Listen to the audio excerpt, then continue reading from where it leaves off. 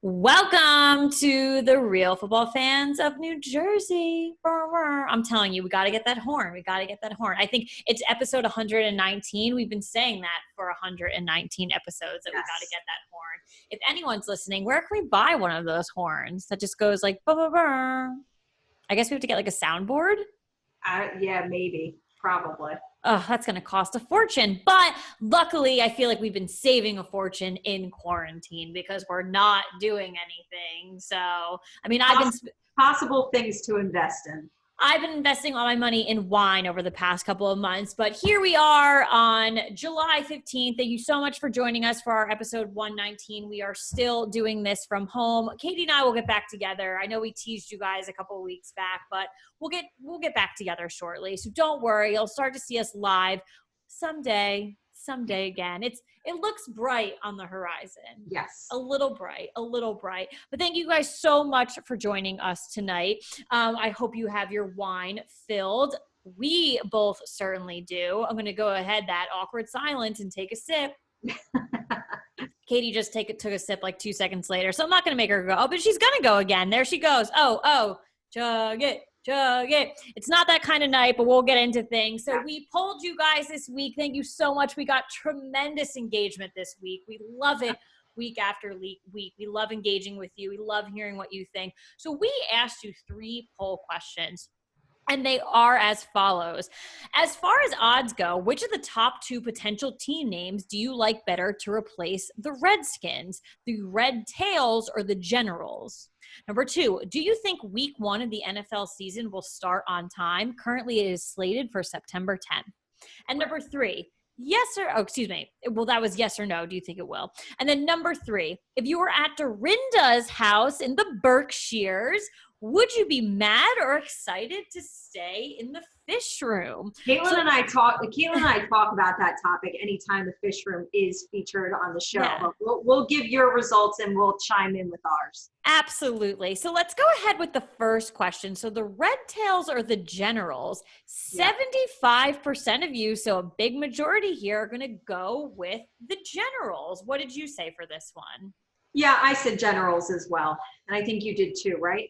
I did. And it was also interesting. One of our longtime listeners, Bo, actually also came up with, or just said names of Capitals, Senators, Minutemen, 76ers, which obviously already Founders, and Revolution. There's a lot of names going out there. Speaking of names that are already kind of like taken in other sports, leagues. Also, a lot of people have been saying the Warriors. I know I'm always a fan of alliteration. Washington Warriors. Again, you have the Golden State Warriors, so who knows about that. I said the Wolverines, the Washington Wolverines. Yeah, I'm always a fan of alliteration. I dig it. I don't necessarily hate that. No, Red Tails, I think, I forget what it is, but it has something to still be historical. Yeah. I forget the explanation behind it, but that's kind of why I believe it's the number 1 favorite as far as odds go, because I think they have said, like Dan Snyder has said, that they want to kind of honor the tradition of, the team and what the old name used to represent. So we'll see what they do, but those were right now the 2 favorites. It's an interesting time to be a team out of Washington, D.C., because they're even thinking about Washington, D.C. becoming the 51st state. So it's really a pivotal time. They're getting rid of a name that they probably should have gotten rid of a very long time ago. Yeah. And a rebrand is always interesting. You can change your colors, you can change your fonts, you can change certain things, but a name, truly changing it to be something else, and it's remarkable. And they're in a time crunch too. Like, I know, is starting soon, so that's the other crazy thing to think about. But they were kind of Dan Snyder never wanted to get rid of this name, and based on things that happened, we'll talk about it in a little bit, they were kind of forced to go in this direction. So unfortunately for that, fortunately, they're moving on from the name, but they are in a time crunch to figure this out and get going. Yeah. So for question number 2, do you think the football season will start on time, September 10th, yes or no? And again, an overwhelming majority of you guys, the 70% said no, which makes me just so sad. Yeah, I said no as well. You know what? September 10th, I swear to God, we are going to blink and that's going to be here. I feel like I know July's like over. September 10th is right around the corner. It really is. And although things have looked up in certain areas, you know, things have certainly gotten worse in other areas. Yeah. You have to look at the NFL as a whole and where each team is based in general. And I'm keeping my expectations low. I know, and I really don't. I said yes. I just am an optimist, and I don't know. I really hope, I think the NFL, and I've said this week after week, I think they've done the best job out of all of the major league sports teams with kind of putting things into place, you know, putting out a timeline, putting up multiple scenarios. So it wasn't just like, we're going to have the season and that's it. They presented multiple scenarios a couple of months back of how this season could play out. So I think they are the most prepared, and I think they are the most realistic with things. So we're going to get something. I still think it might be September 10th, but I do understand why 70% of you said no. Yeah. And then for our final question, such a fun question. If you were going to stay at Dorinda's Berkshire's house and she offered you the fish room, are you going to be mad or excited? Again, overwhelmingly, a majority of you guys at 68% said you were going to be excited. As you should be. I don't know what the master bedroom looks like in her Berkshire's house. I feel like they've never shown it on the show. I don't care what it looks like. I want the fish room. I want the fish room. That room is a famous room in TV history. It sincerely is one of the most famous rooms in TV history. And you can honestly quote me on that one. I don't care what TV you bring me. What room you bring me from TV. Yeah. This is iconic, this one. It is. It truly is. And if you saw my Instagram post, I even added, when Katie and I were at BravoCon, they had the fish on display. They had the fish room on display. It's funny that you posted that iconic. Because I forgot that it existed. That picture existed a little bit because great you were a couple drinks deep at that point. But wow, I was so excited. We were a little drunk walking through the museum. They were like, it was like the Housewives Museum. So they had all their like reunion dresses, all the iconic stuff, the cookies, the bunny, anything you can think of Housewives related. And then we turned the corner and there was the fish up on the wall. And I was like, oh my God, it's the fish room. And I was happy as a clam. Iconic, very iconic. So so that was honestly, so I'm happy that a lot of you said excited. And if you said mad, I think again, my mom loves to vote on these. I think she said mad. And it's like, come on, Mom. She likes to entice us. You know we're happy. You know we're happy in the fish room. But thank you guys so much for voting. We got tons of votes on that. I know a lot of people are definitely intrigued. Yeah. The whole Redskins name and where they're going to go with that one. So we had a lot of votes on that. But before we get into our big stories of the week in the world of football, there is one thing that we want to bring up that has just come out earlier today. And kind of the main reason we're not going further into details about it on the show as a topic tonight is because we don't have further details just yet, but we expect that they could be breaking tomorrow. We're teasing them. We're teasing them. And it also has to do with the Washington Redskins. The headline for an article from the New York Post says there's a Washington football bombshell coming, and it's not about the name. So apparently there's news that's supposed to break out about the team. It doesn't say whether it has to do with the coaches, the players, the general manager, anything like that. I do have a couple of quotes. One is from Jason La Canfora. He said, the warped and toxic culture of the Washington football team is about to be exposed in a sickening fashion. Holy shit. What someone else said, what's coming is disappointing and sad. There is much more going on than a name change, and it's not good. I did not get specifics, but get ready, people. Oh my goodness. This sounds like a massive allegation. Like this is something that is going to shock the world. The way they're making it sound it sounds like someone got murdered. It sounds like they're going to a courtroom over whatever has happened. They're going to a courtroom and people are going to jail for life. I'm expecting whatever this is, how severe it sounds with no detail, just what I read. It sounds like there could be, obvious suspensions, maybe people even being kicked out of the NFL. Hell no. If these are the headlines, I will not take a suspension for these headlines. Yeah. Again, and we don't know, but the way it's sounding, it sounds very bad. Wow. We don't know who it pertains to, or if it's just the team in a whole and how they operate things from a front office standpoint. But, it's not good. And my thought is this time next week when we are doing this show, I'm thinking we're going to have more and we'll be able to report more. Honestly, if this is as big as these headlines are saying, though, and it comes out in the next 24 hours, we gotta hop on Instagram Live real quick and just, holy, this does not sound good. They're obviously going through a very like trivial period right now with the name change, which we're going to talk about in like 2.5 seconds, but holy shit. Yeah, so the name change is going to even like just take a back burner. It's not even going to be the most important thing about that team that's being talked about right now. That's so wild. We'll keep you guys posted. Like, holy. Always make sure to check our Instagrams. Real Football Fans of NJ. We're always posting breaking news when we get it. And wow. Yeah. I got like goosebumps. I'm like I'm nervous. I know. I can't even your head starts to really like. There's so much stuff going on in my head right now. Like I couldn't even. I know. Wow. All right. Well, after that, now let's get into our actual big stories of the week in football that we have planned, that we do have details on. We are doing NFL quick hot topics to start with. Obviously, again, on Monday, the big news was that Washington announced that they will be retiring the Redskins nickname and the logo on July 2nd. 87 investment firms and shareholders had signed letters to Nike, FedEx, and PepsiCo threatening to terminate relationships if the team didn't drop the racially insensitive name. Mm-hmm. Right now, Dan Snyder and and again, I said Dan Snyder was never, I think it was a couple of seasons ago, because this gets brought up every single year with the Redskins. Yeah. It has for a very, very long time now. And I think it was a couple of seasons ago where Dan Snyder was quoted in the fact that, like, we will never, ever change this name. Well, never say never.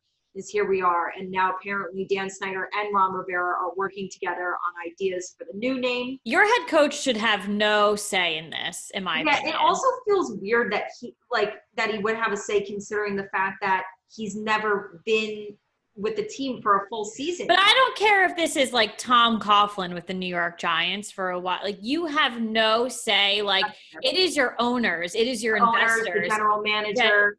The general manager even I'm questioning. Maybe, just the owners. The owners, and then you got to bring in your marketing department, because those are experts on branding and things like that. But even that, I question that so much. Like, when I read that, no. Yeah, I agree. They have boards. All NFL teams have board members, I'm pretty sure. I mean, if someone's listening and I'm freaking wrong, they're all businesses, so think about that. That's who makes decisions like that. Your head coach doesn't make a decision like that. Worry about the player. Worry about the team. I'm positive that the final decision is not going to just be made by two people. I think they're going to have a room full of people to discuss this. Again, maybe like you said, the marketing people, obviously the owners, the whole front office, before a final decision is made. But these guys are the ones kind of getting together, racking their brains for ideas. Yeah. Wow. I would not want to be marketing for the friggin' Redskins right now. I did think it was. You try and get a raise, because your work is cut out for you. That doesn't happen in the marketing world. I did think it was quite ironic, and I wouldn't call it funny, because it's kind of like not funny, but they sent out the press release pretty much. It went out via email, via social, like that they were changing the name. And at the top of like the press release was the banner with the Washington Redskins and the logo. So people kind of like shot back at them, and they were like, oh, let's get this racist logo out one last time. Like, and I kind of, from a marketing standpoint, I do agree with it. Like, from a human being standpoint, I agree with it too. Like, you're changing the name because it's clearly like very wrong and not okay. And you send out the press release saying that you're changing it because it's not okay, and you still put the logo. Like, just think. Think. Yeah. If you guys are hiring a head of market, like, please call me. Like, I'll be your CMO.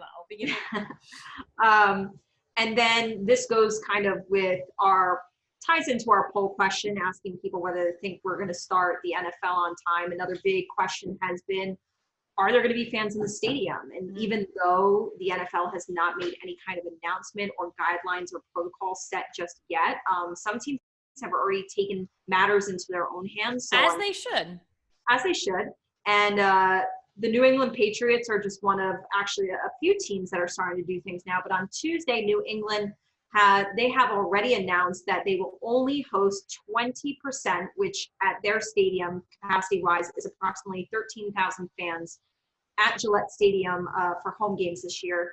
Tickets are being arranged in blocks of 10 seats or less. We did talk about the fact that maybe, it won't be full capacity in only certain sections. And obviously season ticket holders, they're going to have the first opportunity to purchase tickets, whatever is still available, which maybe nothing will end up going for sale to the public. And they'll probably be super expensive too, no matter what stadium you go to, I think. Well, yeah, I mean, or especially too, if you are a season ticket holder and, want to sell your ticket, maybe you can sell it for more, considering the fact that there's not many of them. There's only going to be 13,000 people at that stadium. I saw the most brilliant thing on Twitter. I tweeted it like 2 weeks ago, and a baseball fan tweeted it out. Go figure. But it was like, let's do this for baseball. It was basically like a drive-in movie, and they use like the stadium parking lot, and they project it on the screen so everyone still gets to tailgate. So I retweeted it, and I go, okay, ... but for football, not baseball. Yeah. And I got a lot of engagement on it. That is a super great idea. So, and I know we've discussed this, just let us tailgate. If you're not going to let us in the stadium, that's fine. Let us come and have our traditional tailgate. Yeah, and to me, I just thought about, I just want to tailgate because I know a lot of people are able to bring televisions. A lot of people have their tailgates. It's outdoors. You'll be you can do it that way, but that makes it easier for everybody. Just up on the big screen. Fun little side fact for Saturday night today. I just bought tickets to a drive-in movie theater, like about 45 minutes away from my house. So I'm very excited about that. But that would be awesome. So, drive-ins are making a comeback here in year 2020. They are. And if worse comes to worse, my dad throws a mean driveway tailgate. So He does. We have to do that every Sunday, September to January. I'm okay with it. I'm cool with it. Just don't drink the berries. They're strong as hell. Don't, but the egg sandwiches are good. They're key, clutch. All right. And then just as far as like this past week, a couple of things have come out about guys, re-signing with their teams, getting extended contracts. I know today Derrick Henry signed a 4-year extension with the Tennessee Titans. I don't know what the terms of that deal is. Just happened a couple hours ago. Myles Garrett has closed in on a 5-year deal with the Cleveland Browns to go back, even regardless of, obviously all that drama that surrounds has me shaking my head, but that's for another time. And again, I don't know now that it is confirmed today what the money is, but yesterday when I was reading this, it was going to be a 5-year deal worth up to $125 million, which not only are we okay with the fact that he had all this controversy around him, obviously slamming his helmet over Mason Rudolph's I'm not okay with it. But if that's the money that this contract ended up being, it's the highest contract for a player in the NFL that's not a quarterback. I mean, that's crazy. But the NFL just needs to get their priority. Even if he hadn't ever done that, I still don't think I don't think Myles Garrett should be the highest No, he shouldn't be. I mean, he's great, and I think he has a long, great future ahead of him. But that kind of surprised me when I read that headline on ESPN last night. It just honestly, I think the NFL just has no idea what the freak they're doing. This kills me, but it is what it is. The Philadelphia Eagles, they're re-signing guard Jason Peters to a 1-year deal worth up to $6 million. I mean, that's a win for them. I mean, it's Jason Peters. It's not a win for Jason Peters. He probably wishes he could go get a better deal than that. He's certainly worth it, in my opinion. Absolutely. And then you also have defensive tackle Chris Jones. He agreed to a 4-year contract worth up to $85 million to stay with the Kansas City Chiefs. Again, obviously, where do the Chiefs get this money? How are they paying all these superstars? Seriously. I don't know. I'll take some of that money. $85 million Monopoly money? What's happening here? Yeah, do they play with Monopoly money? Because I'd love to. They have so many. How are they paying everybody? They've got hotels on Boardwalk. They've got 15 hotels on Boardwalk. No one's passing go. They're just landing on Boardwalk each time. And every NFL team is bankrupt. And the And this is coming right after Mahomes just got the deal that he got. So I know. whatever they're doing, They made like a GoFundMe page where it's like, because the Kansas City Chiefs fans, they're crazy. They are ride or die for that team. They love them. They're coming off a Super Bowl, and they're just like, you know what? Like, I'm gonna empty my bank account for them. I wish that was a real thing, because if the Giants could do a GoFundMe and I get a better offensive line, and I would have been doing it year after year after year. Yeah. I don't have, I've got like $5 in my wallet, but I donate it to the New York Giants.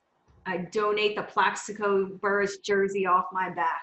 Absolutely. That's what I'm wearing right now, by the way, people. My mother would never donate the Plaxico Burress jersey off of her back. She loves that thing. Classic. All right. But those are our NFL quick hot topics. And again, I'm just intrigued to what we could possibly be reporting next week with the Washington Redskins.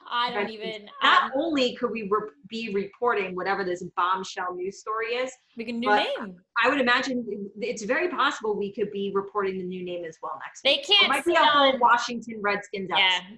Honestly, if you're in marketing for that organization, buckle up, and I give you like all of the, I don't know, the grace, marketing juju and the juice and all the well wishes. I've never worked for an NFL team, social media marketing, but I'm in that world, so I feel for you. So buckle up, get some sleep, get some good invest in some good coffee. So we're moving into our second topic of the week for football, and we do this every week. We're giving it to you until the season is right about to start, and we are discussing the AFC North tonight for best and worst record case scenario. So you have the Baltimore Ravens, the Cincinnati Bengals, the Cleveland Browns, and the Pittsburgh Steelers, one of the most interesting divisions of the league, in my opinion, year after year. I always loved this division because they're one of the ones that no matter how good the best are playing and how poor the worst are playing, they're going to play each other the best. This division always has a tie in there, always year after year. This division is usually... Actually, last year they didn't have a tie, which I was really shocked about, but there's always a tie in there. Always. That's true. This is also the division that probably, I'd be willing to put money on this, probably more than any other division have had instances where they've sent two teams from their division to the playoffs. So it's always the Steelers and the Bengals for a while were going in together every single year, no matter how. And the Ravens. Sometimes it was Ravens, Steelers, and Bengals. They were constantly in the mix for a while there. Browns, where are you at? All right, so let's go into that. So let's start with the Baltimore Ravens. Best and worst case scenario, what do you have? So best case scenario, I have 14-2. Nope, last year's record. I agree with you. I mean, this was, even though they did not reach the Super Bowl, right? People still could have considered them to be the best team in the NFL. Actually. Absolutely. What they did was truly astounding. 14-2. I don't see why they would be taking a step back. And I'm going 14-2 because whenever I do these division breakdowns, I kind of, before I look at the rest of their schedule, I try to think about what I could picture them doing within their division. And obviously you play 6 division games. It's very possible in their best case scenario that the Baltimore Ravens could go 6-0 in their division. It's possible. Or those 2 losses are coming from their division. Right. That's possible as well. Like you said, they do play close. But my best case scenario for them is they could possibly go undefeated in their division. My worst case scenario for this team, which is, I could only wish to have a worst case scenario like this, but I have them at 10-6. Yeah, and I gave them more of a benefit at worst case scenario, 12-4. So, and again, if that was my worst case, imagine. What a day! What a life! What a life Must you live! Must be nice. Must be nice. But it's funny because I remember us playing this last year, and I actually I didn't do it for this time. But in one of the records, I did throw a tie, or 2 of the records I threw a tie in because this division is like known for tying. It's usually the Steelers and the Browns. Like a 9-9 tie. They love to tie each other. Like it's just known across the league.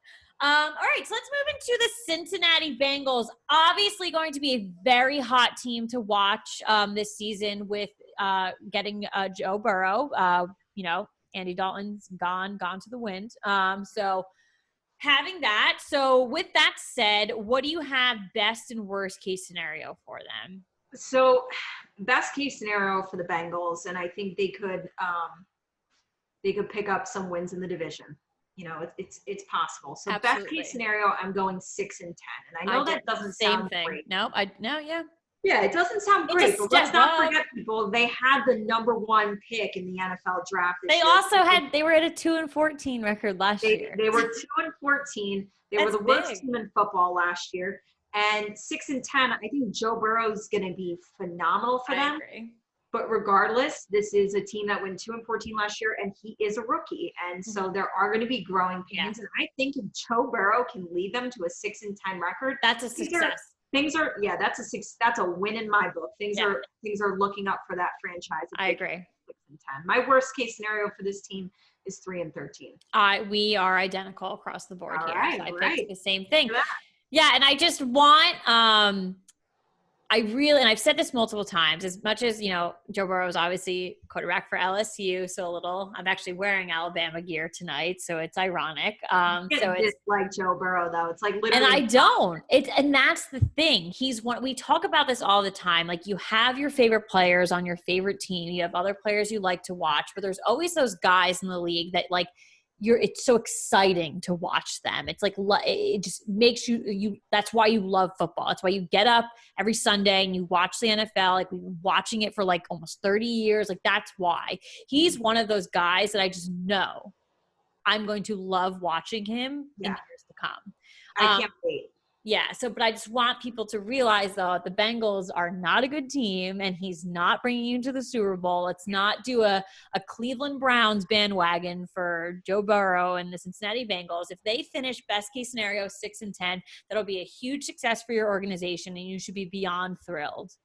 It's year 1 with Joe Burrow, so therefore, in my opinion, it's year 1 of the Redskins rebuild. So that's what this is. All righty, so we are now going to the Cleveland Browns best worst case scenario. What do you got? So I do want to say that I'm actually leaning more towards my best case scenario for this team. And I know we're not. Mine are very far off. We used to like the Browns when they were bad, and we were like, "Come on, Browns, let's do well." Now they're like pissing me off. They're on my bad side. Things happen with Odell. Not a huge Baker fan, like this, that, the third. Myles Garrett. Like, I'm mad. I'm over it. I'm over that. But, and then I also want to say that somebody, I think it was a show or two ago, somebody had asked a question for our show about who we thought surprise teams were going to be this year. And I got to say, after looking at their schedule, I think the Browns are going to be one of them.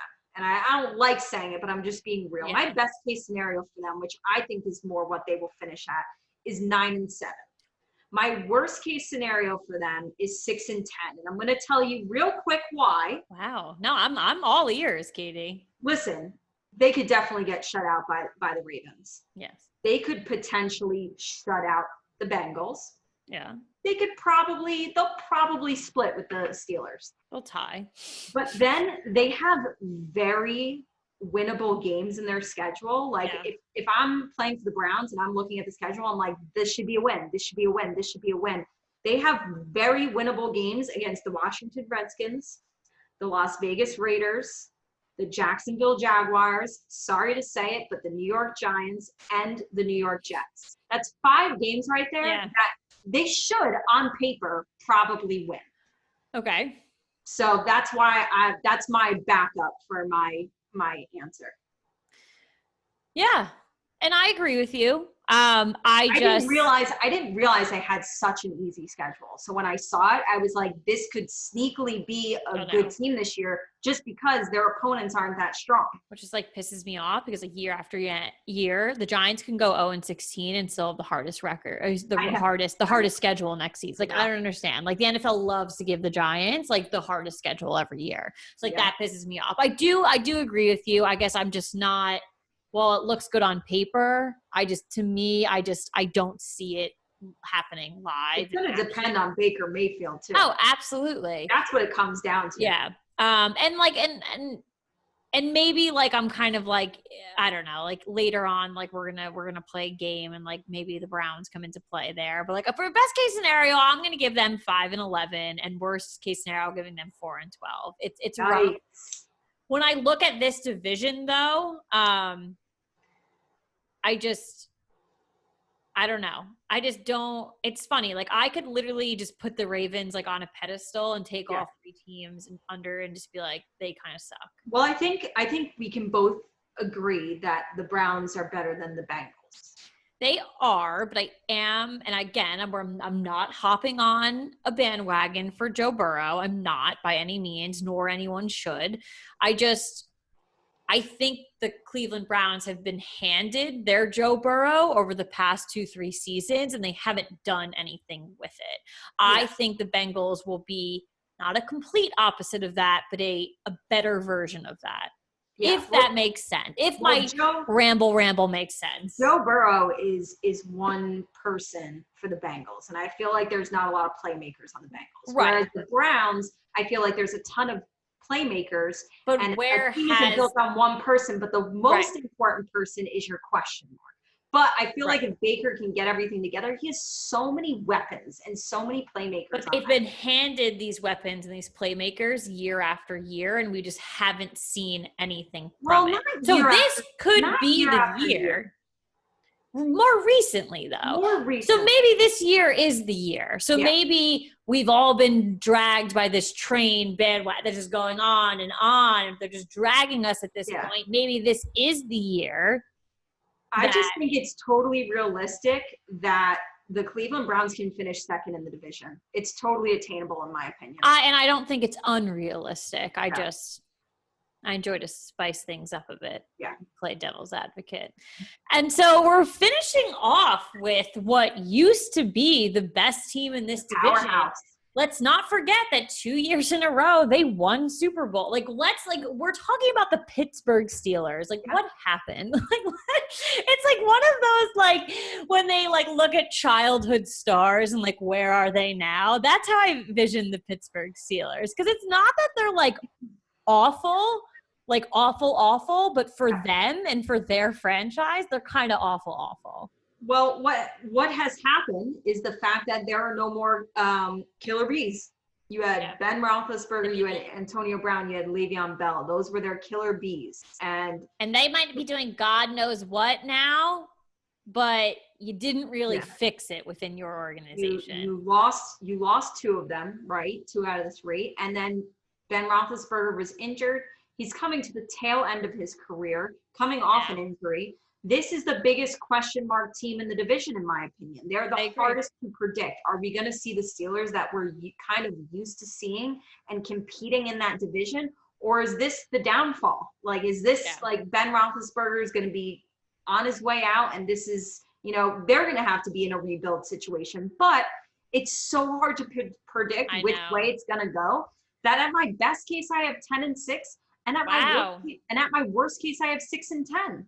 Because it's going to go one. It's dramatically going to go one way or the other, and I just don't know what it's going to do.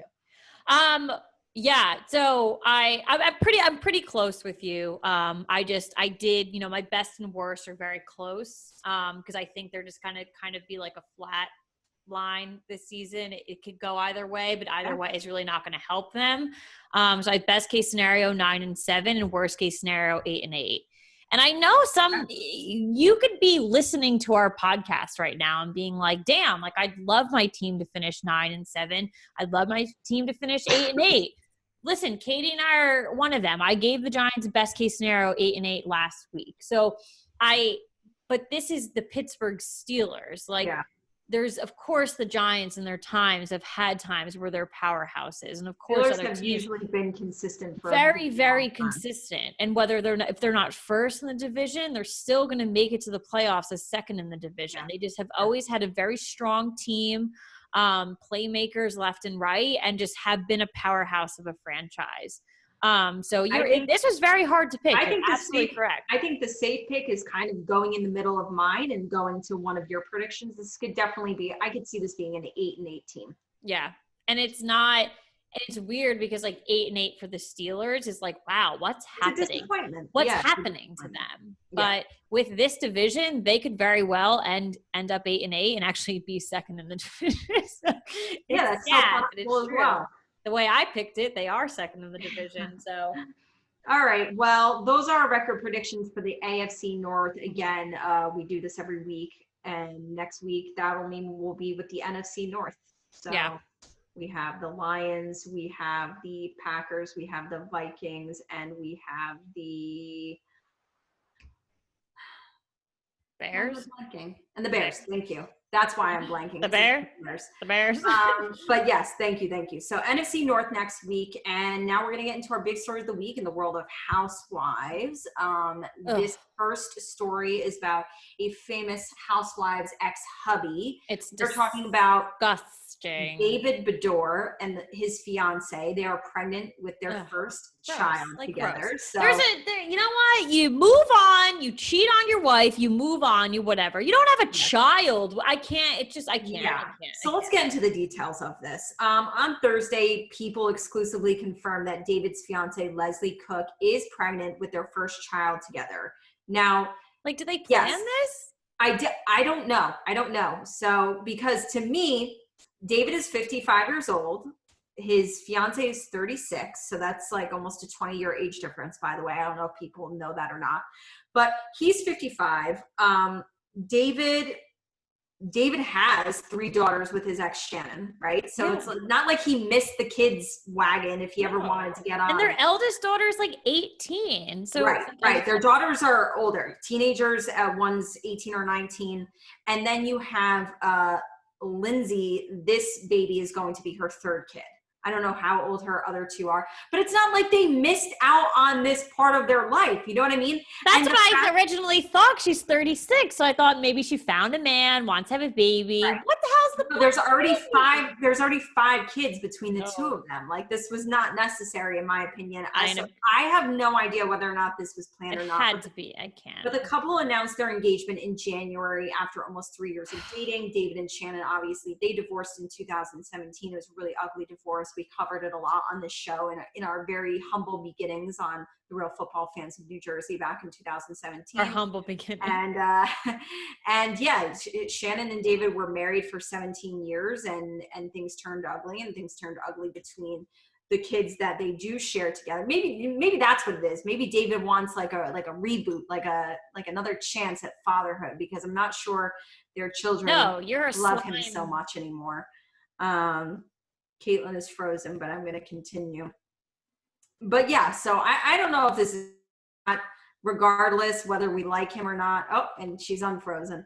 Regardless of whether we like David or not, I guess I wish his fiance well with her pregnancy, and who knows? I'm kind of interested to see how Shannon has moved on as well. You know, obviously she's but she's not going to have a kid with this guy. No, she's not going to. I'm just saying, like, I'm curious if she's going to have any kind of comment about it, but at the same time, she just might not care. She's moved on with her life as well, and she's moved on very healthy. Like, David Beador looks disgusting. He's got like long gray greasy hair. I don't know what this 36. Listen, 36 is like the new 25. Like, I know 36-year-olds that are like snatched, looking good, whether they're moms, whether they're dating, whether they're single. Like, they look good. Like, I know I put a lot of pressure on myself as a 28-year-old to get my life moving, but like, I'm telling you, like 35, 36, like a lot of these girls, like, they know what they're doing. Like, so like, what is this girl doing with a 55-year-old slime ball and having a baby with him? A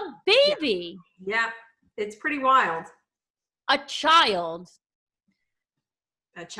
Whatever. I know people move at different paces, but like, you're absolutely correct. They already have kids in the mix. Right. There's children there. Right. Let someone else have a child. Seriously? Come on. At 55 and 36, it's like, okay, and you have grown children, it's like, okay, I'm cool to like let them grow into adults in a couple years, and then it's just the 2 of us. Like, now you have to, like, I don't know. I'm not going to get into it. I'm not a parent. I'm not, in a relationship. I can't make, I can't do anything like that. So I'm going to keep my mouth shut. But like, to me, this just doesn't seem like the most like I don't know, beneficial thing for anybody. Yeah. Well, Anything for that matter. So it is what it is. yep. All right, moving into our second story of the week for Housewives. And this one's a spicy meatball because we saw one of these old housewives on a show, an episode 2 weeks ago. But former New York housewives Jill Zarin calls Dorinda Medley vile post-feud that they had. So, like, they were just together on the Halloween episode of Real Houses in New York, which was 2 weeks ago. Jill did make an appearance. I know that made some people happy. I was happy to see her. You know, she didn't have a huge part in the show. She didn't really say much, but it was good to see her. There was like a funny meme where it was like, wow, you're going to disrespect an OG like that? Because apparently, and I didn't catch this, but apparently when Jill like first appeared on TV in that episode, it said like Jill, and then underneath it said Luann's friend. Wait, I think I texted you that. Did you? Did you say that? I think, not a meme. I think I said, like, that's so funny. They're calling her Luann's friend. The meme was like, the disrespect. She was an OG, and it was just like Luann's friend. Well, because they did that on New Jersey, too, when Ramona came to Melissa's party. Yes. Melissa's friend. It's so funny. I think I said that. Honestly, yeah, that's so funny. But Bravo does that shit like all the time. It's hilarious. Really funny. All right. So during a recent live stream with Elise, which, you know, we're over it. Jill slammed Dorinda, calling her vile, and insists that she kept her from attending the trip to the Berkshires. Right. So there is a quote on the back. I'm going to read it real quick from Jill. I wanted to go that weekend up to Dorinda's house. I'm glad I didn't because I think it would have been bad for me, but I wanted to, and Dorinda blocked me. She was very mean to me at the party that night, at the Halloween party, what I just mentioned before.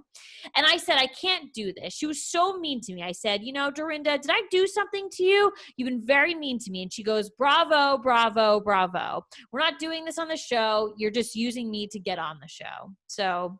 okay. Yeah. You know what? Like, let's just think about the context of this, though. She's talking about the fact that she didn't go to the Berkshires because Dorinda was so mean to her at that Halloween party. And I believe it because Dorinda was on another level at that Halloween party of just, we all obviously all saw her go off on Ramona and just literally stand up in front of everybody and just call her out. And so she was on another level of like, you're not messing with me tonight. Like, I'm calling everybody on their bullshit. So this was not a great night to have any kind of conflict with Dorinda Medley. And Jill could have just been caught in the crosshairs in this one. Like, it could have been nothing. And she just, you know, unfortunately, wrong place at the wrong time. And maybe just took something however way. I don't know. She could have honestly done nothing. Yeah, and Dorinda could have just been generally like pissed off, and, you know, who was ever in her line of sight was going to get ripped apart. Well, I think that the crew is in a great job with everything that Dorinda's done. So if something happened, I feel like we would have saw it, because then moving on, like, Jill insisted that Dorinda felt threatened by her potential return because Tinsley was gone. I haven't heard a lick of that across any. This is the first time I'm ever hearing about that. And that Luann wanted her to come back full time, but Jill claimed she didn't wish to return. You're going to Florida for the winter, yada, yada. She can't do any of that. But still, like, this is, no, it was good to see, you know, Jill had her ups and downs with, you know, being on the show. It's like you liked her sometimes, you didn't like her other times. And her and Bethany got into the feud. You took Bethany's side most likely. But, like, I never saw on any tabloid, on any account that I follow, that there was a potential that Jill was returning because Tinsley was leaving. There was always the rumor that Tinsley was leaving. So this makes me question that. And then I also question, too, like, okay, Jill, you were on one episode because of Luann. I guess you guys are still friends. Like, that's news to me also as well. Like, you were on one episode, the Halloween episode. Like, so you just assumed after that Dorinda would invite you to the Berkshires. The biggest plot of every New York Housewives season is the Berkshires. Literally, was the Hamptons and it was the Berkshires. So you think I was surprised Elise was invited. Why the hell was Elise invited? Get her off the show. Get her off. For me, like, I never loved Jill. I never hated Jill. Do I think that, would I be happy if I ever heard that she was coming back to the show? I don't really want her back on the show. I just don't think, like, I found, like, after Jill left, right? And she's made like these itty bitty like appearances in the seasons to follow. I thought her most interesting storyline post her leaving was like her and Bethany when like Bobby died and her and Bethany reconnected. I was like, ooh, I'm interested in seeing this. Like, I want to know what happens. But now that Bethany's out of the picture, like there's nothing about Jill's life or her story that she could bring to the show that I really care about. So I don't need Jill back on the show. Yeah, agreed. Yeah, but that's really it though. So I just it's kind of they've all been taking to like live and doing all this stupid shit on social media because obviously we're home, like they're not filming right now. So like they're just like talking shit about each other, you know, on live things. So it's more common now that we're getting a lot of this like drama. But yeah, I don't know. I just thought I think this is just kind of like random in my opinion. Like, did you really have a feud? I have to say though, and I've been saying this to you a lot so far this season, I do predict that Dorinda is going to get torched at this reunion. I guess it's going to be virtual she's been on another level of just like, I love her. She's my favorite housewife of all time.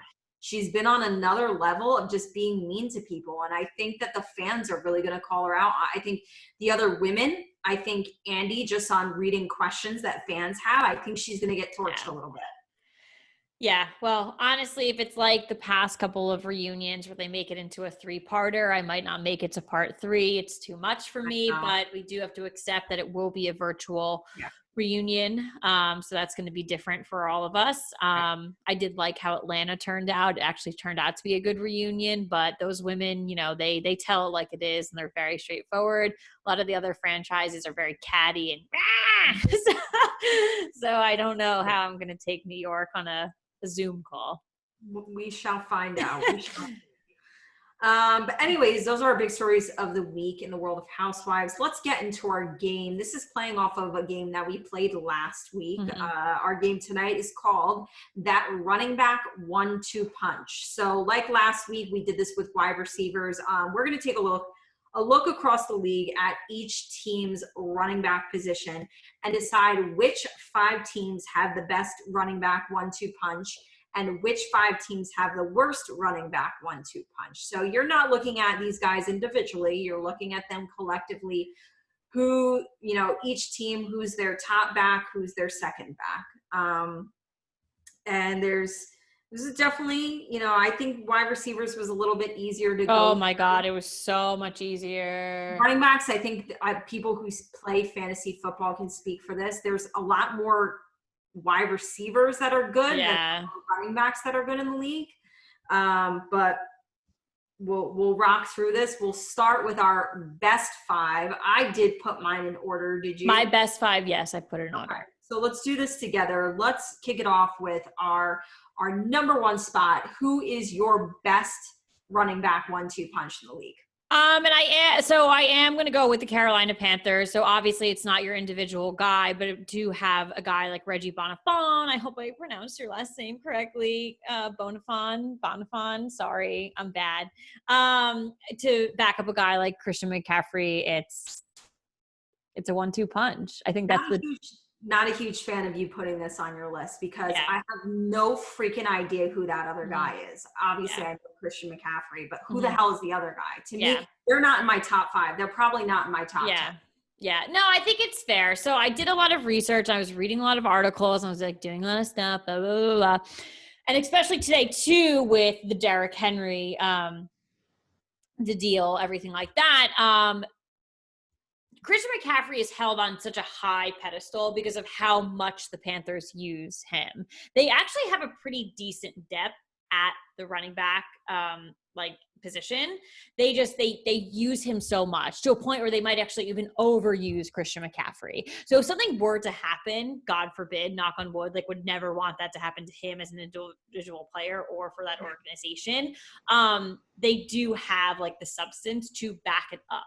So like as I read more into the detail of Derrick Henry today, like that just makes more sense. Like connects it a lot more. Like him as the all-star, but they drive so much into him. When Saquon Barkley got hurt last season, like there was a couple guys like that were, known names. Like it wasn't like who's this random guy that we're going to throw into running back right here. McCaffrey got hurt, I would say, who the hell is this no-name random guy I've never heard of? But it's not. I knew who his name was. Again, you have to look at them as a package deal. No, that's what I am doing, and that's what I am saying. I don't think they did not make my list because I don't think it's a package deal. I think Christian McCaffrey is expected on that team, like you said, to do 95% of the work. And if he went out, I would have no idea who this guy was or what he's ever done. Like, and I checked stats. So whatever he did, I wasn't impressed by because he didn't make my list. But to me, my number one, bar none, not even close for me, I'm going to Cleveland Browns with Nick Chubb and Kareem Hunt. And I don't even have, like, on other guys, I have little stats to back it up. I felt like this was easily number one spot. Yeah. Okay. Number two, who do you have on your list? I'm going with the New Orleans Saints, Alvin Kamara and Latavius Murray. So again, two well-known names, very, very pleased with the two of them. And yeah, I honestly, you're the stat girl. I just go in with what my gut feeling for these people. You know what? And that's a good one. And number two on my list. And again, I feel like as I look through my list of my five, a lot of it had to do with, okay, is the second running back on the team, could he potentially be a number one running back on another team?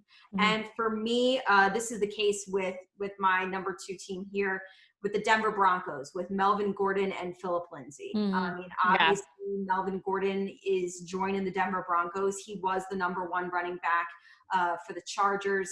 Phenomenal player, usually is posting over 1,000 rushing yards every season. He missed 4 games last year, so he only had 612 rush yards, but he did have 8 touchdowns. And Phillip Lindsay, he went over 1,000 rushing yards with 7 touchdowns. Now take these two guys, my second best running back 1-2 punch, and you pair them with young receivers, with Courtland Sutton and Jerry Jeudy, and what I think is going to be a good young quarterback in Drew Lock.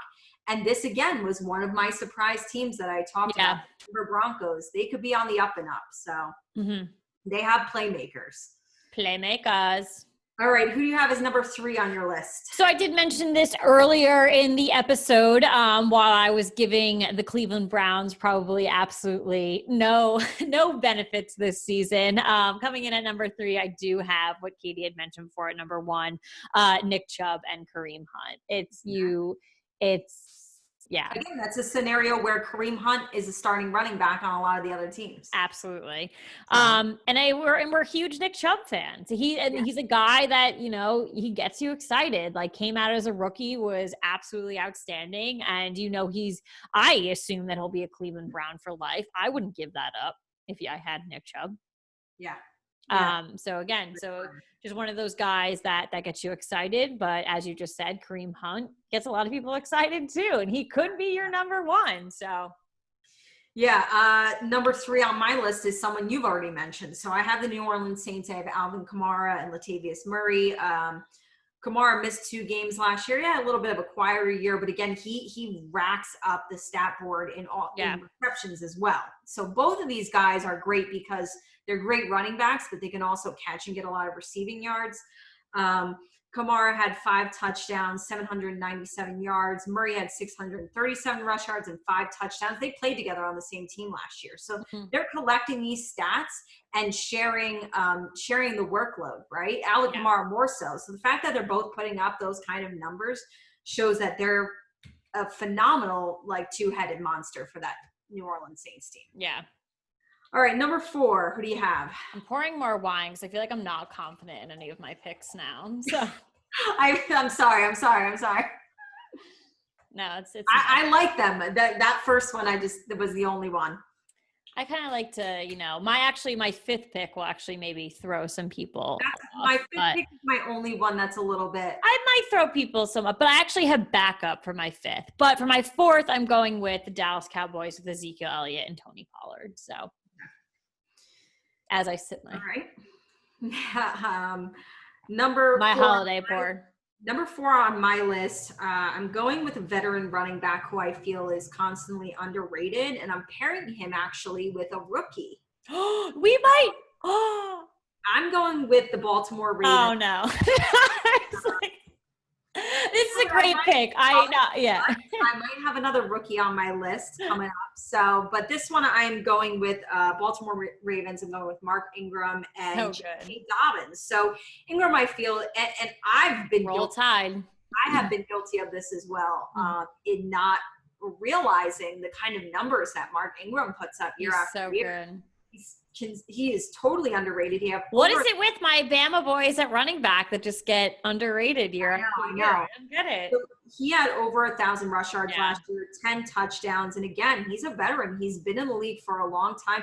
Not only did he have 10 rushing touchdowns, he had 5 receiving touchdowns. He had 15 total touchdowns on the year. Yeah. He's getting older and he's still producing which is so crazy to say the phrase he's getting older. To me, Mark Ingram is still like 2 seasons in. Like that's how I know. Yeah, and then I'm pairing him with J.K. Dobbins. Dobbins, he was drafted in the second round at pick number 55. And I don't know, I just kind of expect big things from him. And the fact that the Baltimore Ravens, like J.K. Dobbins was one of the first couple of running backs off the board in the draft. And the Baltimore Ravens didn't even need a running back. They have Mark Ingram. So the fact that you just added one of the best draft running backs to pair with a guy who's already clutch for you, to me, that makes the list for me. Mm-hmm. Who do you have? All right. So, did you do number 4? Yes. I did, yes. Okay, number 5 on your list. You said this could possibly be a little bit of a surprise. Who do you have? Could be, maybe not a surprise, but maybe a bit like, like I could have put in, like, I didn't put it's not Mark Ingram. Like I could have put him in this spot, but I didn't. But I did make the comment 3 seconds ago that like, why do a lot of my Bama boys get overlooked? And I am going with Tennessee with Derrick Henry and a rookie running back of Darrington, I hope that's correct, Evans. He is a rookie running back, and a lot of what people are saying is that, okay, Derrick Henry is completely underrated in my opinion, and it pisses me off year after year.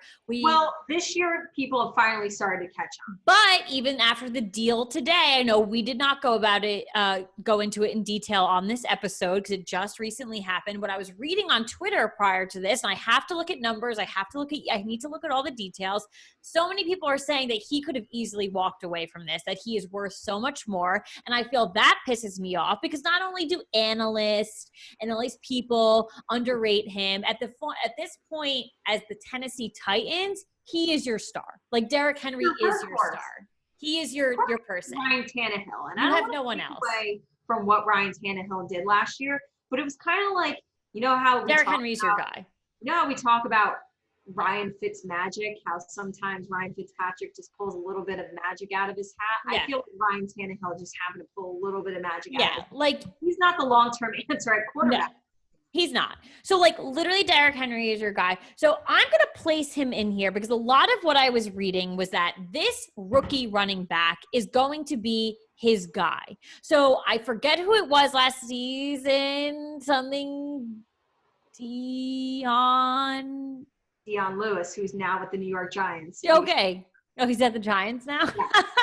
Wow. He's the 1-2 punch with Saquon Barkley. That's not a bad 1-2 punch. It's not, but everyone said that was not good for the Tennessee Titans. It didn't work with Derrick Henry. It wasn't good and everything like that. A lot of what I'm reading is that this kid coming in is going to be that answer. And listen, we don't know what the answer is going to be come September 10th. But that's what I was reading it. And again, like Derrick Henry to me is just, oh, God. And I know you have to look at it as a whole. But again, some head turners here. I'm going to give you this head turner for number 5 with the Tennessee Titans.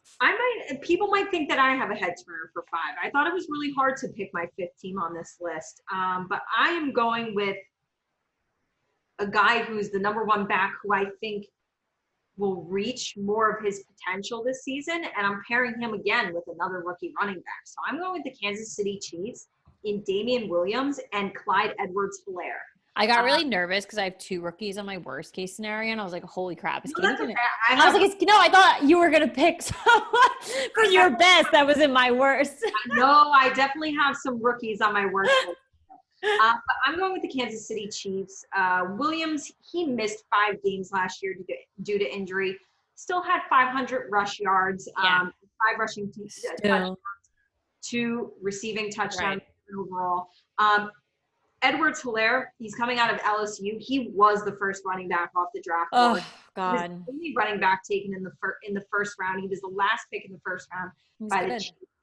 And I feel as though Damian Williams, if he can reach his potential, paired with the number 1 running back coming out of this class, in that kind of offense, I think anybody, no matter what position they are in that offense, should be able to excel in that system. And so Absolutely. I'm like almost giving them the benefit of the doubt, like it's a project pick. Yeah, they're taking my number 5 spot. I think that's great. I thought it was interesting too. So I know like last week, you had mentioned a couple of people that were like honorable mention and stuff. This is not by means an honorable mention. But as I was doing my research, like article after article, like rankings after rankings, did I not see the New York Jets topping lists everywhere? And I was just like, I understand like Le'Veon Bell, and like when he was on point last season, like he did some good things. Yeah. I just can't. I would put the New York Giants in over the New York Jets. I just can't. I think the New York Giants and the New York Jets would actually probably make my top 10 list. I think that they do as much as both of those franchises have struggled for, a while now. I do believe with Saquon Barkley and Dion Lewis and Le'Veon Bell and Frank Gore, I think a lot of teams would be really ecstatic with a dynamic duo like that. Yeah, All right, well, let's get into our worst. I don't know if you did, but I did put mine in order. Mine are in no particular order. Okay, so it's hard to put the worst in order, to be honest. Let's start with you. You have no order to it. Give me your first team on your list. I have the Philadelphia Eagles and Miles Sanders and Boston Scott. So I have no idea who Boston Scott is. I know who Boston, and I'm being completely transparent with is just because our whole fan base. I'm just being honest. The Eagles running back position last year just went constantly. Everybody went down due to injury. So did start to that whole team, I feel, just went down. You start to learn more about their running backs on their team because guys were having to fill in. So I have heard of Boston Scott before. But by all means, they're not on my list. Mm-hmm. However, I did read another article that did basically exactly what we're doing in ranking, these 1-2 punches, and they did have the Philadelphia Eagles at number 32. They had them in last place in the entire league. So I get that. They were definitely like my honorable mention too.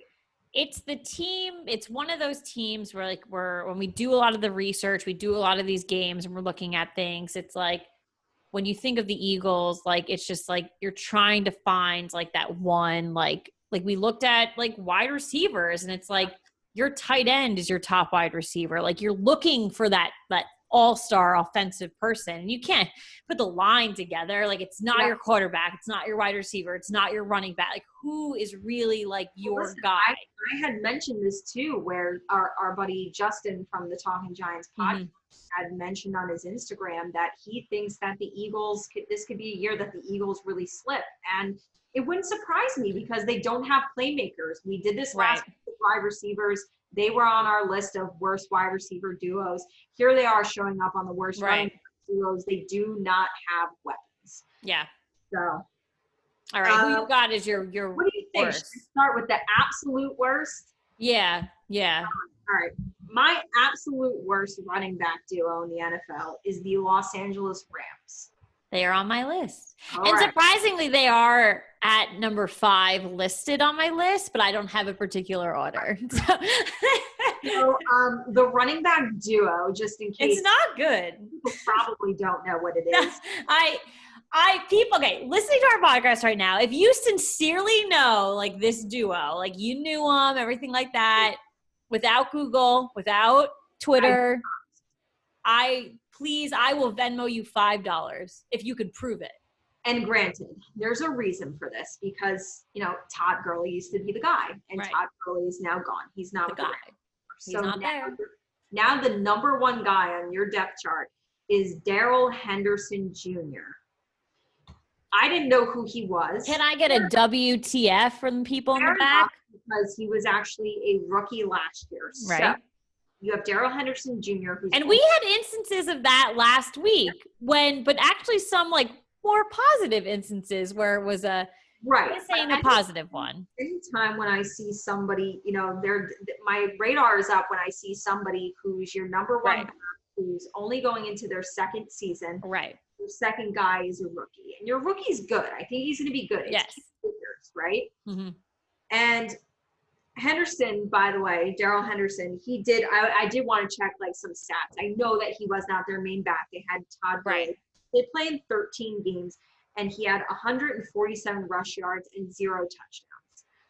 Obviously, his workload is going to be different. But no one on the podcast can see my face, but it's just it could still – it's probably going to be a 50-50 workload. If not, he might get less touches than a rookie like Cam Akers. I think there's more potential with him. He could turn into the number one at this point, to be honest. He was the 4th running back overall taken in the draft. He was taken in the 2nd round, number 52 overall, and he could definitely like leapfrog Darrell Henderson here as the number one back for the team. But overall, this is my worst duo. Yeah. All right. Well, why don't you read me another one off your list because we clearly shared that one. Okay. All right. My second worst. Funny, speaking about Mr. Todd Gurley, I have the Atlanta Falcons. I have Todd Gurley and Ito Smith. I don't have them on my list, but when it's funny because I was reading like everything and I was just like, damn, Falcons just disappoint me left and right now. Well, listen. He hasn't even stepped foot on your freaking field yet. It's pretty crazy to have. And it's already a disappointment for me. Yeah. It's pretty crazy to have a team on this list where your number one running back is Todd Gurley. I mean, if you had told me this 3 years ago, 2-3 years ago, I would have been like, you're crazy. He's the best back in the league. Yeah. Right? It would be like saying today, like, oh, Saquon's like, he's fizzling. The worst. Yeah, no. But even though Todd Gurley, if you look at his numbers last year, he's still produced for the Rams, but he's fizzling out. There's something with Todd Gurley. I don't know if it's like secret injuries that we don't know about or whatever, but he's going downhill. And again, Ito Smith is somebody that I don't know who you are. I have no idea who you are. So to me, this was not a great duo to have on your team. All right.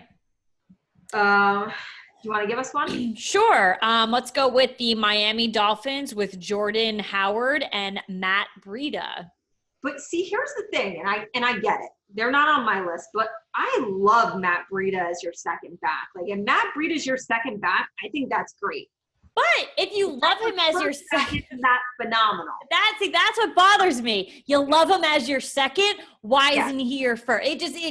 And it's the same thing with the Miami Dolphins. Like, there is no one on that team that stands out that's like, hello, I'm the person that's taking this organization maybe to like one win this season. Like, there is no one there. This is going to be one of those teams, though, and there's not many anymore. Like, usually, like, you have your main guy, and then you sprinkle in, like, one or two guys to maybe they're good in the red zone, maybe they're good at short yards, when 3rd and 1 or whatever. This is going to be one of the few teams in the NFL where I think these guys are going to, like, split carries 50-50. It really is, in all sense of the word, going to be a 1-2. A 1-2 punch, yeah. Yeah, there's no, like, okay, this guy's going to get 75, 80% of the snaps. It's really probably going to be 50. And if you have a guy like Tua, say Tua does end up starting, you're going to have these guys too, not just running in. Like, they're going to be like, they're going to have receiving touchdowns too. Like, it's not because Tua's going to need options being a young rookie quarterback. And kind of like adapting to a team that doesn't have that standout. So you need your running backs probably to be that dual, like, yeah, I can catch you, I can run you, I can do all these things, because I don't know what Tua is going to do with the ball. Because Tua is a dual threat too. He's a runner, he's a thrower. You don't know what's going to happen. So with a team that's already kind of up in the air with like talent and all of this stuff, you have these like there's too much going on. So say he is the guy, Tua is the guy, a young dual threat, like you don't know what's going to happen. So you're going to have to make sure that your two running backs, are they going to be on their feet at all times? And if they are splitting it 50-50, you need to make sure that both of them are actually 50-50 good at everything. So it's kind of like. And here's the thing, like they're not on my list. They are probably on your list and other people's lists. But to me, like I'm okay with the fact that these are two guys who are going to share the load. The problem is if one of them gets hurt, the other one isn't good enough to be like the guy. I think that's fair. Yeah. So that's kind of how I feel about that situation. But anyways, my third worst on my list is I'm going with the Tampa Bay Buccaneers. They are shockingly third on my list too. Even though there's no order, I just have them at number 3. So let's dive into it because we got another rookie here. Yeah, you got a rookie, and then you got a really young back in your number 1 back in Ronald Jones II. Yeah. You have rookie Keyshawn Vaughn. So Jones, he played in all 16 games last year. Like he was the guy. And the thing is, like, if you're the guy and you're getting the majority of the snaps and you played all 16 games, like you didn't miss anything to injury, whatever, he only had 724 rush yards. And to me, if you're the guy, if you're the guy and you're the number 1 back, in my opinion, in the NFL, like you should be at 1,000 yards. You just should, like, based on how many carries you get, like being the guy, you should be at 1,000 yards. And if you're not, to just be shy of it. And to me, 700 and whatever yards is not close enough. Yeah. And 6 touchdowns, he could certainly be and that even number 2, and to have, a rookie come in and be like your number 2 guy, like it's kind of like. Well, then here's the thing though, and again, like this is nothing against rookies. Obviously, I picked 2 rookie combos in my top 5. But the thing with Keyshawn Vaughn is 7 running backs were taken before him in the draft. It's not like he was like one of the best running backs out there. He's taken in the 3rd round, number 76 overall. And so to me, I just don't like this pairing. I don't think it's anything to feel ecstatic about. As much as everybody feels ecstatic about the Tampa Bay Buccaneers offense, like at tight end, at wide receiver, at quarterback, this is the part of their offense that's lacking. Well, I just need like people to understand too. And like we've been saying this, like, yes, like Tampa Bay has had weapons and now Tom Brady's coming in, Gronk's coming in. So you're adding more weapons into it. That's fine.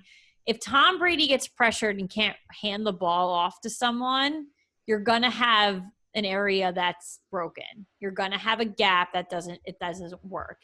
He's not going to be able to toss it off every single time to his wide receivers, his tight ends. He's not going to be able to take it every single time. The offensive line isn't always going to do their job. If you're and a play action pass only works if people are actually threatened by your run game. So, you need that area to work. So I know a lot of people are super excited to see what the Bucs can do this season. Listen, I'm interested. I would like to see. I'm very interested to see how it looks down in Tampa. But like, let's just look at this. Both of us put Tampa Bay, their 1-2 punches for running back, in the bottom. So. And I actually do think that there's potential there with Ronald Jones. I really do. Yeah. But just these 2 guys bunched together compared to the rest of the league, it's not. It falls in my bottom 5. Got it. All right, give us another one on your list. I have 2 more. I don't know how many you have. How do you have 2 more? I only have 1 more. You have 1 because you kind of had ones that I had already mentioned that you like piggybacked off of. Oh, okay. That makes sense. So I guess this is my final one. And it's kind of weird to have them in the bottom half, but it relates to our conversation earlier with the AFC North. And I'm going with the Pittsburgh Steelers with James Conner and Jalen Samuels. It really hurts me to put James Conner in this list because I do see a lot of potential in him. But they are a team in which we spoke about it before with the 3 Bs, 2 of them left, and you barely replaced them, and you're just kind of like questionable on it. I think James Conner has done a good job at running back. I don't think he was a total replacement. And then you have someone like Jalen Samuels coming in, and if something were to happen and James Conner got hurt, and even I think he did face an injury last season. And the Pittsburgh Steelers were very questionable last season because a lot of guys were injured and a lot of things were going on, and you might have your number guy. Like, think about like even like a wide receiver, like you have Juju, but he's there, but what is there?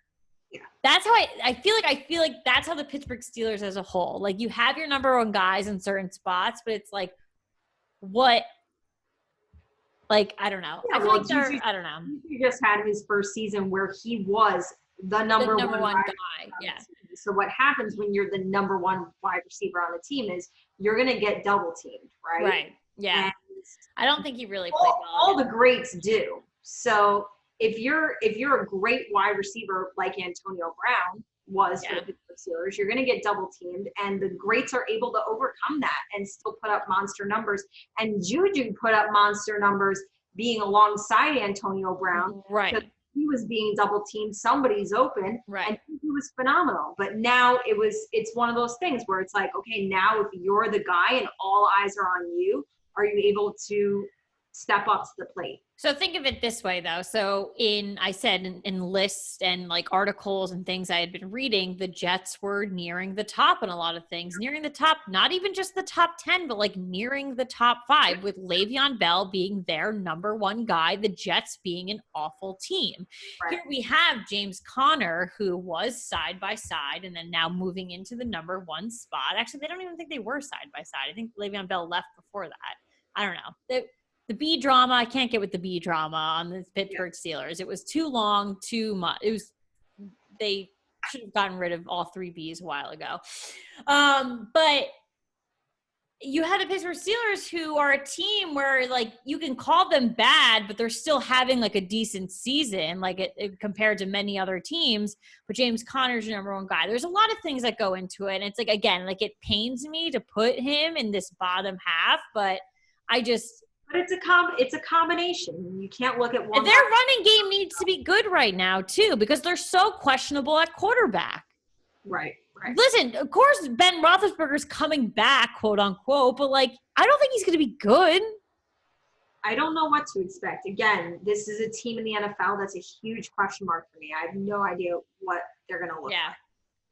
All right, I'll do my final 2 teams here.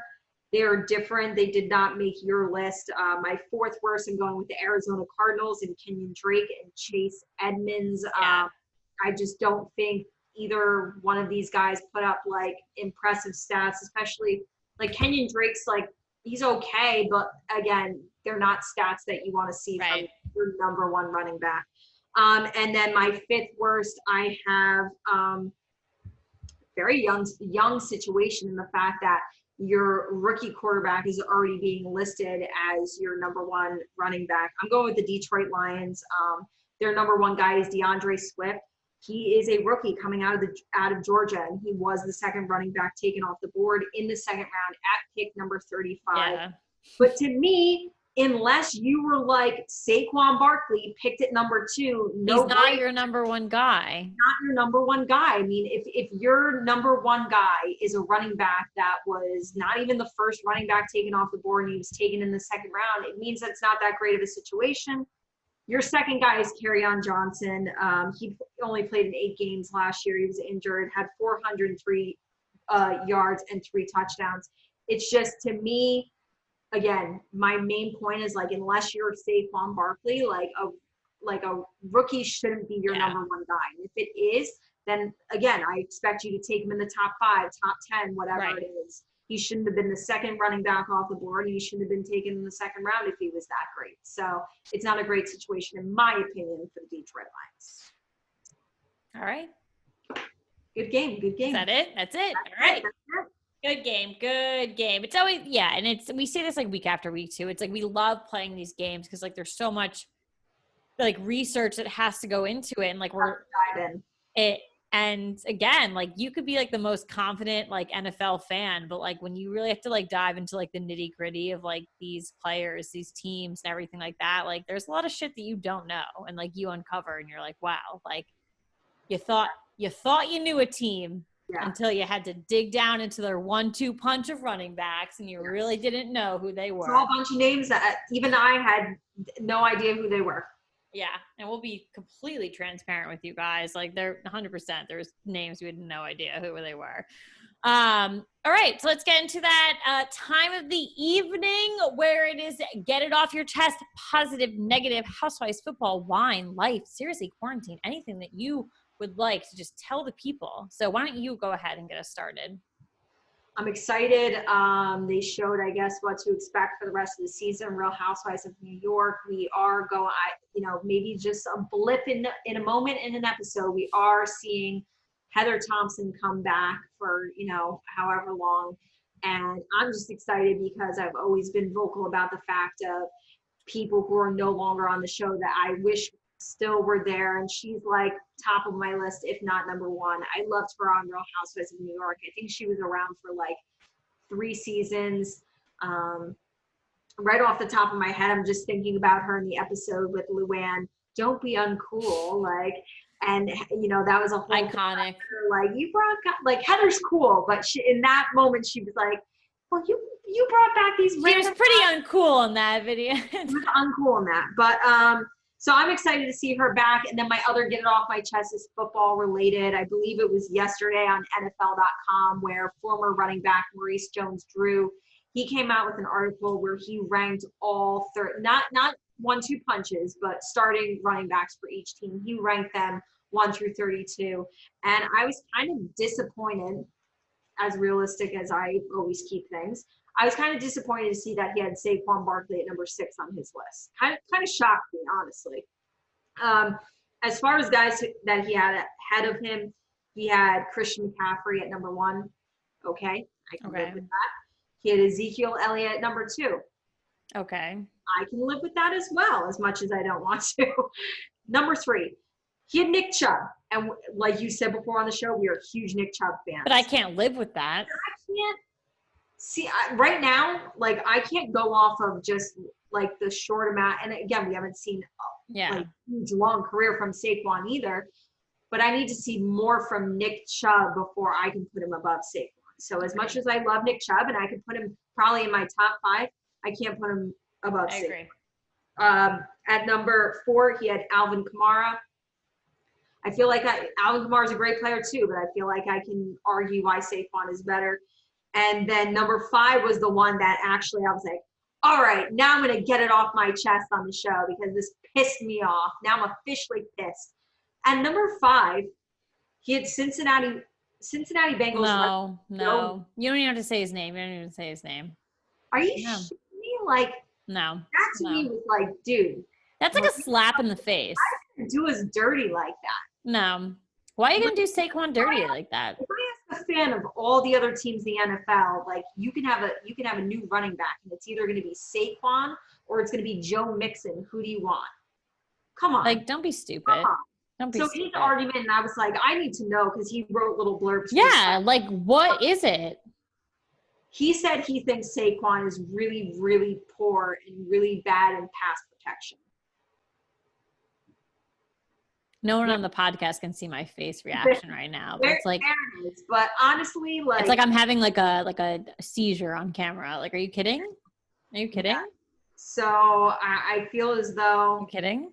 I would love to hear other analysts talk about this. Who is it? Is this analyst? Give me his name. I'm going to follow him on Twitter and rip him a new one. Maurice Jones-Drew. So this is a former running back who was in the league, obviously, for many, many, many Don't years. Be stupid. He had a great career. And honestly, I feel like scorned. Like, I can't even believe that he put out this list and had Saquon at 6. And again, maybe the couple of other guys above him, fine, I can agree with. You can make arguments for some of them. You can live with some. Joe Mixon before Saquon. No, that's stupid. No, that's just dumb. That's just dumb. That's Don't be where I was stupid. like, okay, it's getting it off my chest. Don't be uncool. Yeah. That's So that's an uncool statement. It was super uncool, but that's my get off my chest. I had to bring that up.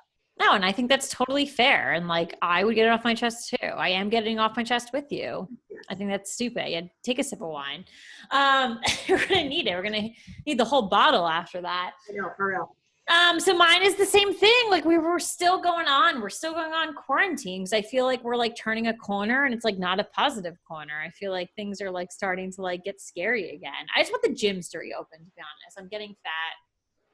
I need Orange Theory to reopen. There is a rumor though, apparently. So Orange Theory, they posted something like a couple days ago about like OTF exclusive or whatever. So I did my research and apparently it's like private training lessons, but it's going to cost you like $1 billion. A boatload of money. Yeah. So it's basically like what I heard was it's like it's outdoors, like on the studio, whatever, and it's like private training. It's gonna cost you like $900, like for like 16 classes, which is like bizarro. So I know, I know. So it's like more than your monthly membership. Like, so, I don't know. That's uncool as well. That is very uncool. I just want to get back in shape. Like I've got a belly from probably drinking way too much wine. Who knows what's going on? I haven't been like eating like shit. It's probably the wine. It's just the wine. But yes, that's that. I watched last weekend on Netflix. Well, I've been watching all of like the unsolved mysteries that's on Netflix. Oh, great. Real good. Real spooky shit. Spooky. We're not in spooky season yet, but like some spooky shit. But I did watch the new Netflix original movie, Desperados. It was cute. It's all about like single girls and dating and things like that. A little unrealistic. Like some parts of it are, but it's a Netflix like comedy, so like whatever. But it was cute. I liked it. Definitely. I think it was like an hour and a half. Go ahead, watch it if you have time. Okay. Super cute. Other than that, yeah, my quarantine life is pretty much the same old. What is it? What was that AIM thing? Same old shit, different day. SOSDD. Oh my God. SOSDD. Yeah, I mean we're rocking and rolling and yeah, doing this every week and who knows? It's a day by day thing. Day by day. I only know that it's Wednesday, and I told this to my boss and a couple team members the other day. Like I literally don't know any other day of the week. I only know it's Wednesday because we do our podcast. So. All right. I feel honored. I just know this is the day of the week because like we're here, we're doing this for you guys, we're getting it out. We know you love it.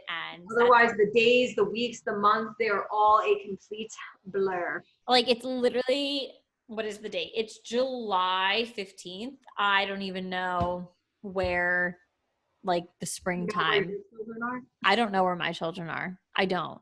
Fun fact though, I did lie to someone one time, and I told them that video where it's like it's 10 p.m. Do you know where your children are? I was the child on that video. Is there even a child featured in the video? Yeah, it's like eyeballs. Oh my God, that's hilarious. You know who I told Emma that? Such a weird random Emma believed me. Well, it's such a random thing to like make up that it was like, oh, okay. I don't know. Katie was in like 4th grade. I lied about everything. Like what? Like, I don't know. Well, I also think we're all super gullible. I think we need to, and I texted you this, we had to do an episode based on our manhunt. Like Katie and I used to do great manhunt. I won't bring it up tonight, but we'll do it next week. That could be like our opening segment because I think you guys are like floored. All right. Well, that is our show for tonight. Lots of fun, lots of good topics. Can't wait for next week already. Potential topics we're going to be talking about. We've got so much to talk about already. But as far as things that you don't want to miss, we do have Real Housewives of Beverly Hills that is happening tonight at 9 o'clock. Oh, there's a lot of, I know Heather's coming back for Roni tomorrow, but apparently on Beverly Hills tonight, it's already like 10 minutes in, I think, 26 minutes in. There's a lot of OGs coming back tonight. So just, okay. It's an OG week. It's an OG week because tomorrow, like Caitlin said, we have Roni on tomorrow at 9. Heather is coming back. I'm looking forward to it. It's been a great season so far, and this was a great show and a great night. And thank you guys for listening, and see you next week. Thank you so much. Cheers. Cheers. Take a sip. Awkward silence. Thank you. Bye-bye.